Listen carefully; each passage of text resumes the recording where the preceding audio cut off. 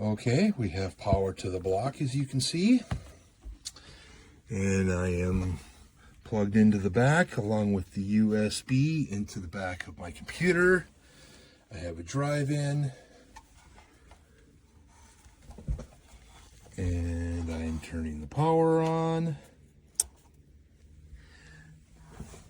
Nothing so far. Turning the power button on for the drive.